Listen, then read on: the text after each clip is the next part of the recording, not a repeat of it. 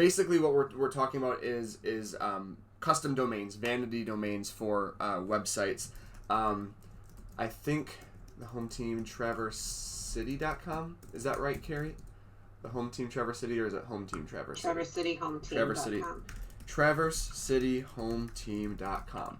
So I'm using Carrie's husband Jeff as an example. His team with Aubrey. They are using their Moxie site, but they are using the URL TraverseCityHomeTeam.com to direct people to that site. Obviously, every Moxie site or your Zap site, every website comes with a domain, but it's something like jd-waldvogel.cbgreatlakes.com, which is a little bit long. And then don't get me started on the Zap URLs; they're crazy long. So the idea is that if I were to buy a domain, I can direct that domain, and think of the word domain as an address. I can direct that address wherever I want it to go. So now they're using their Moxie site, but they're using TraverseCityHomeTeam.com.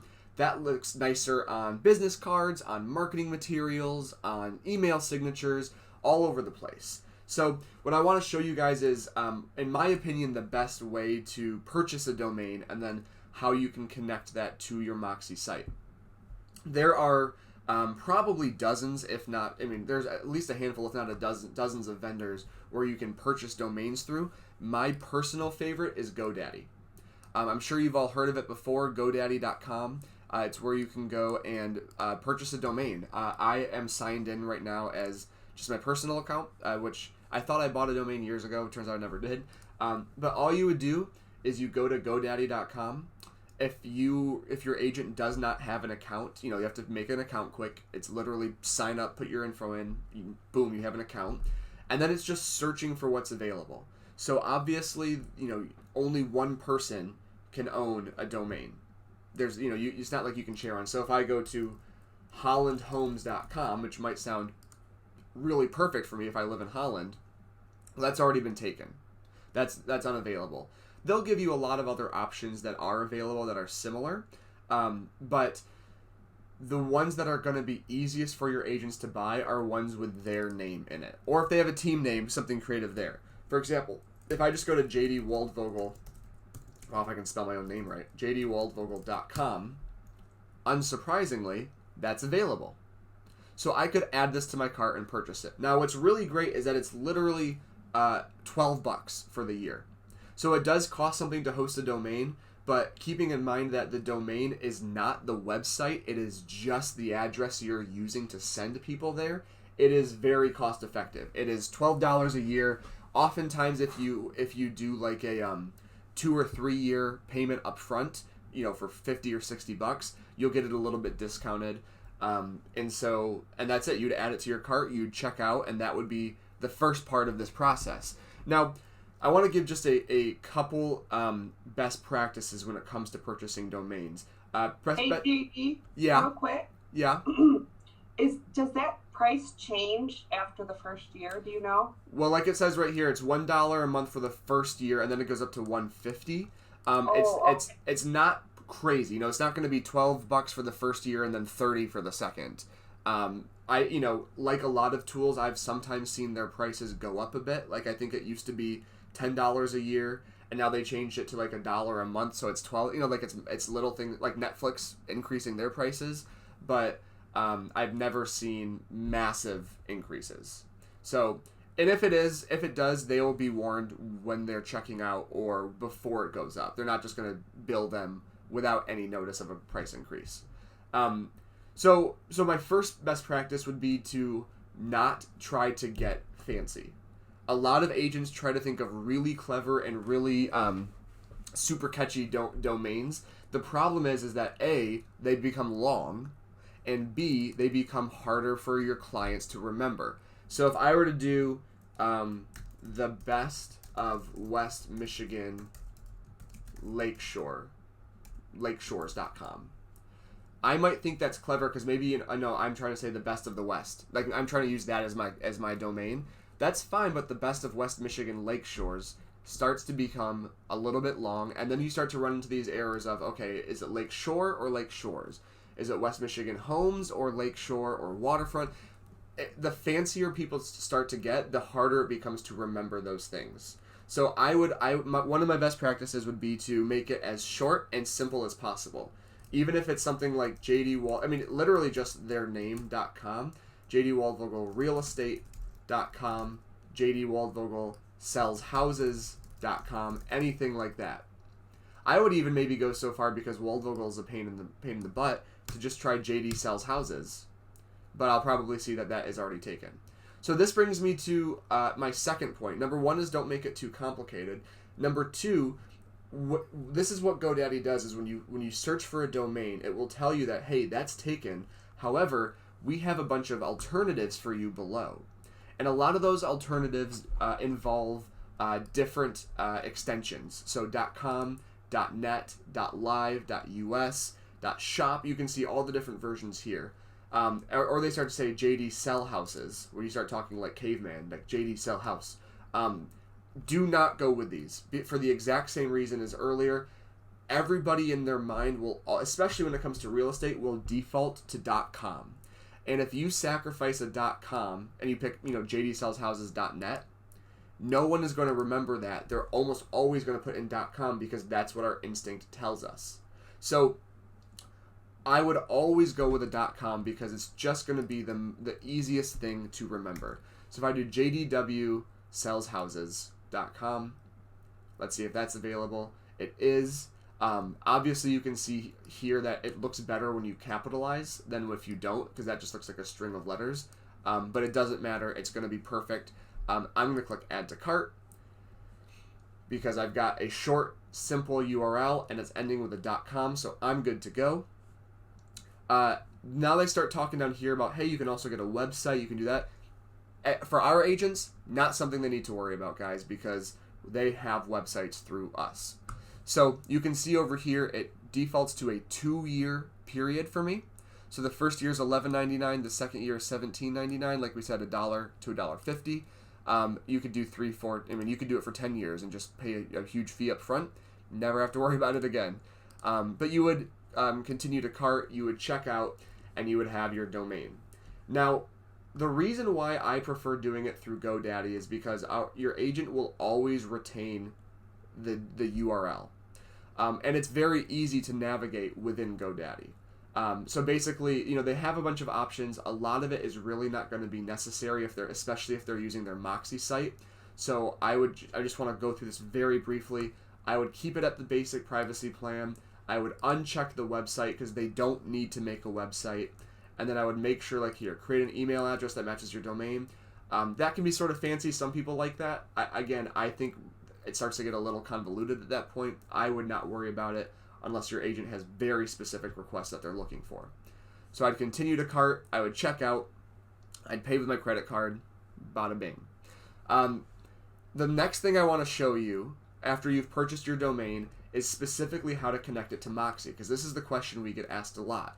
Now, normally, if you have a domain, and I'm not going to buy this because I don't actually need this, if you buy a domain, there's a very easy setting that you can go into within GoDaddy to forward that domain to any website you want. And that's what we want to do, right? I would want to forward JDW sells houses. I'd want to forward that to my Moxie site here, so that people find my Moxie site if they type that URL in, because I'm using my Moxie website and my purchased Vanity domain. So normally it would be a straightforward thing within GoDaddy, but Moxie, for a security thing, they have an extra step they want you to take, because they want to make sure everything's connected perfectly. So what you have to do is log into Moxie. If you've logged in before, you can tell that I'm just right here. I'm just in the back end of the website right now. And I'm just going to click my website. Right across the top up here along this navigation bar, my website. And then on this page, it's going to be very simple to do what we have to do. On this page, on this common tasks and completing your site activation, I'm going to choose number 2. Set up a vanity domain. So we clicked on my website. We're going to go down to completing your site activation, and then we're going to click set up a vanity domain. And then we're going to click go there. And then it's going to walk us through these steps. Now, we can skip step 1 because step 1 is you can purchase one by using this link. I would not recommend using this platform because it's just it's messier than GoDaddy. It's more convoluted and it's just less user friendly. That's why I like going through GoDaddy first. It's far simpler. So we're gonna skip step 1 and we're gonna go straight to step 2. So step 2 is contact support. MoxieWorks tech team support must perform a crucial step to ensure your site remains functional. Fill out this form before adding any further domain information. So we're going to click fill out this form, and they're going to give us a straightforward form. So name of the website owner, you put your name in. Now, if you look at this little notice to the right, if you're setting it up for an agent, if you're helping one of your agents do this, you put their name in. So I'd put JD, Waldvogel. My brokerage, you can put Schmidt family of companies, you can put your DBA, doesn't matter. Whatever works best. Put your email address in. I mean, again, it's a very straightforward form, as you can see. Then we're going to get to the domain. Domain to be redirected. Well, the one that I just bought was jdwsellshouses.com. Who hosts your custom domain? It defaults to GoDaddy because they're one of the top providers, so we're going to keep that exactly like that. And then the last question down here, is there a custom email address associated with this domain? If you followed the steps that we just went through, you keep it as no, and then you'd click submit. If they did have that, again, admin at jdwsellshouses.com or jd at jd, if they have those custom domains, then they're going to want to make sure they click yes. But 9 times out of 10 in my experience, we don't have to worry about that. And then you click submit, and then the Moxie team will reach out to you. And from what I've heard with this specific process, it's normally within a day that Moxie reaches out and helps connect your domain for you. And then that's it. They'll walk you through, they'll help you with a couple of things, and that's the end of that process. So then where we get to is that I can type in my domain, traversecityhometeam.com, and it's going to send people directly to my Moxie site. Now, like I said, your agents can direct those domains wherever they want. Let's just say, and I wouldn't recommend this, but I'm using it as an example. Let's say they're using it for their Moxie site, and then they decide, you know what, I want to change it to Zap, or I want to change it to a different, a custom site that I built. They can do that. If an agent transfers to Schmidt from another brokerage, and they're like, well, I have this old domain that I want to use. How do I transfer that? That's also possible. They can take a domain from, maybe they used to work for KW, they can transfer that domain here so that it points to their new site. So we got a couple of questions, and please guys write more questions in the chat if you have any. In GoDaddy, do you recommend the masking function?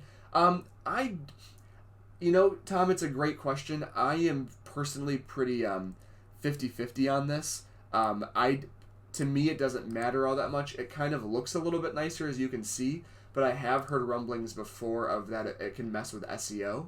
I don't know if that's true or not, but I think that's why we have Moxie. I think that's why you go through that Moxie step, because if you'll notice in the URL up here, the really long, let me go back to the one that makes more sense.